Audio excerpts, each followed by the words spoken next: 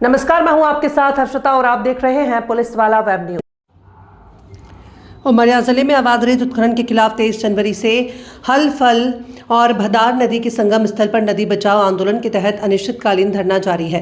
यह आंदोलन बाबा Mahakal minerals private limited द्वारा नियमों की अनदेखी कर भारी मशीनों से किए जा रहे अवैध उत्खनन के विरोध में चल रहा है। आंदोलन को ग्रामीणों और जनप्रतिनिधियों का समर्थन मिल रहा है। आंदोलन से भयभीत रेत सिंडिकेट द्वारा अनशनकारी समाज सेवियों पर प्रेस नोट जारी कर झूठे आरोप लगाए जा रहे हैं।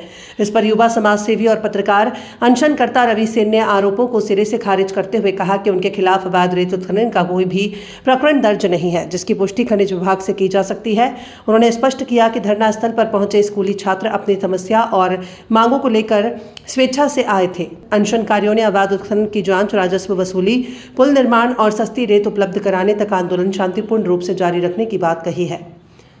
ये है कि बाबा महाकाल मिनरल्स के द्वारा लगातार इस नदी भदार नदी पर अवैध तरीके से खुदाई की जा रही है, जिस कारण से आज हम सब जनमानस यहाँ पर एकत्रित होकर अनिश्चितकालीन अनशन पर हैं। और इसमें सबसे बड़ी भूमिका वन विभाग की है।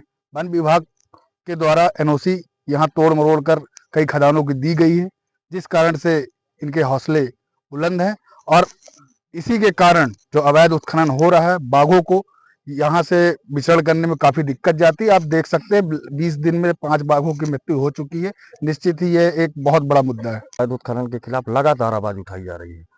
हमारे द्वारा लगभग 4 से 5 बार कलेक्टर महोदय को लिखित सूचना दी गई, कलेक्टर को दी गई, एसपी को दी गई, खनिज अधिकारी को दी गई, लेकिन पार्क प्रबंधन को दी गई। सबसे बड़ा खेल इसमें पार्क प्रबंधन का है। जंगलों की एनओसी, जंगल से जो एनओसी मिलती है इन लोगों को, उसके मापदंडों को तोड़ मरोड़ कर और एनओसी जारी करा ली गई और ये लोग अवैध उत्खनन कर रहे हैं। कई बार हमारे द्वारा इनके पास सूचना दी गई, लेकिन इन्होंने आज तक कोई कार्रवाई नहीं की। इसीलिए हमने विगत 19 तारीख को सामूहिक धरना पर हलफल नदी पर बैठने की सूचना दी थी और उसके बाद हम लोग सूचना में बैठ गए हैं, धरना पर बैठ गए हैं। और जब तक हमारी मांगे पूरी नहीं होती, अवैध रेत उत्खनन यहाँ जो हुआ है हलफल नदी में, भदार नदी में, इसकी जब तक विधिवत जांच होकर जिम्मेदारों के ऊपर ठोस कार्रवाई नहीं होती, तब तक हमारा धरना जारी रहेगा। और यदि ये लोग, प्रशासन के लोग, हमारी मांग यहाँ नहीं सुनते हैं तो हम लोग सड़कों पर उतरेंगे। जैसा कि आप सब देख रहे हैं, आए दिन यहाँ भ्रष्टाचार बढ़ता जा रहा है। कैसे रेत चोरी हो रही है यहाँ पे।